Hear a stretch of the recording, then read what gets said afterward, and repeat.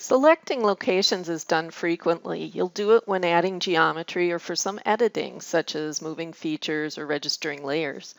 This training session introduces the variety of location tools and methods available. In the first section, we'll look at the simplest way to select location, using the mouse to click on the graphics area. And we'll also take a look at how to turn the grid on and off so you can snap those mouse locations to it. We'll use several add commands to demonstrate how to select locations, but the same methods can be used for any command where you need to select a location. Let's start by adding some round pads to the active layers. It's important to know which layers are active before adding features because the features will be added to all of the active layers. Here we have only the top signal layer active. The commands for inserting geometry are found on the Add menu. Find the pads and select round. When you add features, a dialog for the feature appears so that you can fill out the size or select other characteristics for the type of feature you're adding. Once the round pad size is entered, we click OK. You can tell that a location is needed in several ways. A prompt is given in the command window. The location tools are shown in the command window. And in the graphics area, the cursor has changed to a white crosshair. Because we are adding a round pad, that has also been added to the cursor to help us visualize its relative size and position. The simplest way to select a location is by clicking on it with your mouse. A round pad is added at each location we click. A right-click or enter on the keyboard or in the command area will finish the command. The grid is another tool you can use with the mouse.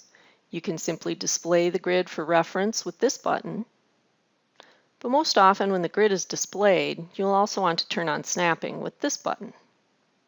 Snapping means the mouse locations you select will snap to the nearest grid point. Using the grid this way will help keep feature locations lined up. Let's add a few 50 by 80 mil rectangular pads using the snapping feature of the grid. You can see all the locations we select snap to the grid. As a result, all the added features line up precisely along the grid points. You can access more options for the grid settings by running the grid command from the View menu or using the Ctrl-G shortcut key. Here we see there are options for grid origin, spacing, and color. We encourage you to use the Help shortcut F1 at this or any other dialog to learn more about such options. And remember, the graphics in the Help are interactive and display more details, so click on them to learn more. To hide the grid and turn off the grid snapping from here, clear the boxes for display and snapping. Click OK to finalize the settings. When you are working in a job with the grid on and you zoom out, as we're doing here with the mouse wheel, the grid may become too dense to be useful, so it will temporarily be hidden. In such cases, you can quickly check whether the grid is on or off by checking the grid buttons. If the buttons appear to be pushed in, the grid is on. If the buttons appear flat, they are turned off. Now let's look at some of the location tools. Pick Feature selects the locations that lie on features you pick. If you're not familiar with picking features yet, there's an introductory video about it. Auto Center selects the location at the center of the graphics, and Part Origin selects the job's origin location. Selecting a location on another feature is a handy way to connect geometry. Let's add traces to connect the pads we just added. Run the Add Trace command, entering the desired width for the trace. Then click the Pick Feature tool button or use the shortcut key for it, the space key. Selecting a location on a picked feature won't be affected by whether or not the grid snapping is on. Notice the traces we've added have all snapped to the center or origin of the features we've picked. If you want to pick a location around the outside edge of a pad or at the vertex of a trace, you can turn on the primitive picking option with a click of this button or the Ctrl-K shortcut key.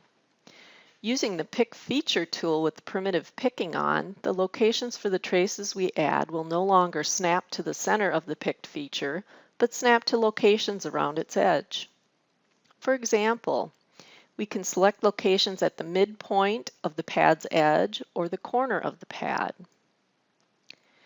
You can learn more about which locations are snapped to and other uses for primitive picking by reading the help. Use the What's This button to access the help, or hover the mouse key over the item and click F1. A couple more location tools can help you quickly select a location at the center of geometry, on the displayed layers, or at the origin of the job. Let's use the Home key to zoom out and take a quick look at how these work. To demonstrate the Auto Center and Part Origin buttons, let's create a polygon around the extents of the layer with the Add Polygon Box command. For this task, we have the fill turned off. For the first location, click Auto Center. This selects the location for the center of the polygon at the center of the layer's extents. The cursor becomes a stretchy window that retains its center and its box shape, but allows you to select any location for a corner of the polygon box. We'll use the Part Origin button to select the location for the lower left corner of the polygon at the job's origin location. Oops, we accidentally clicked a location with the mouse. To fix this, we can use the backspace key to undo the previous location. You see the cursor becomes the stretchy box again, anchored at the center of the layer's extents. This time, we really will click the Part Origin button to select the location.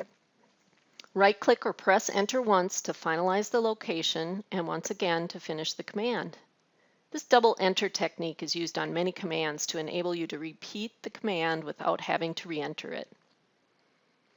Undoing locations with the backspace key can be pretty useful for those of us that make mistakes.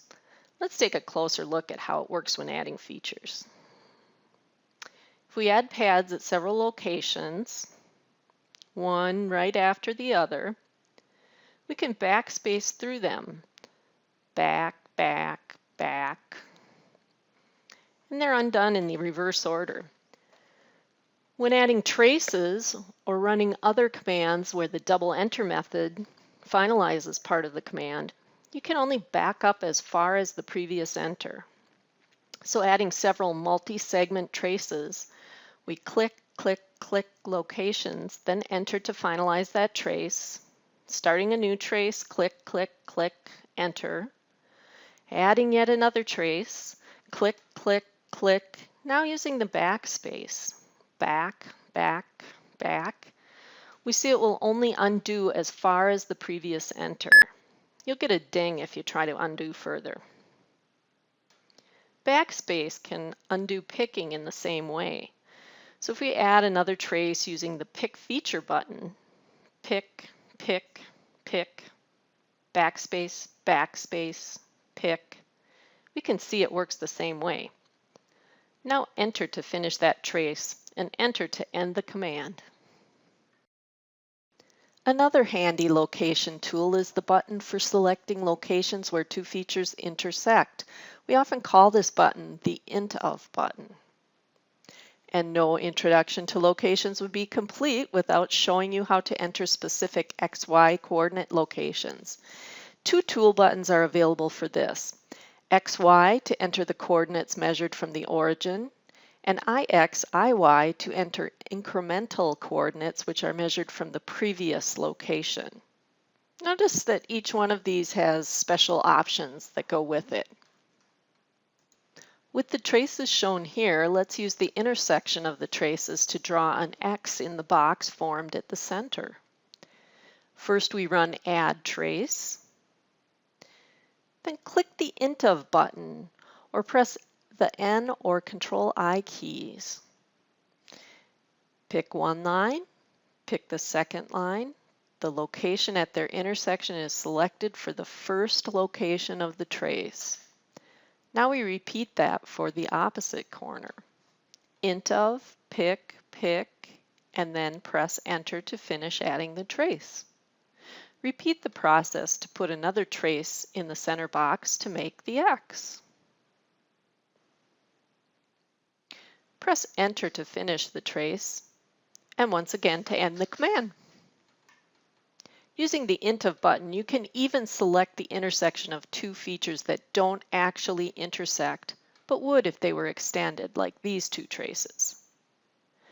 Let's put an octagon pad at that location to see how it works.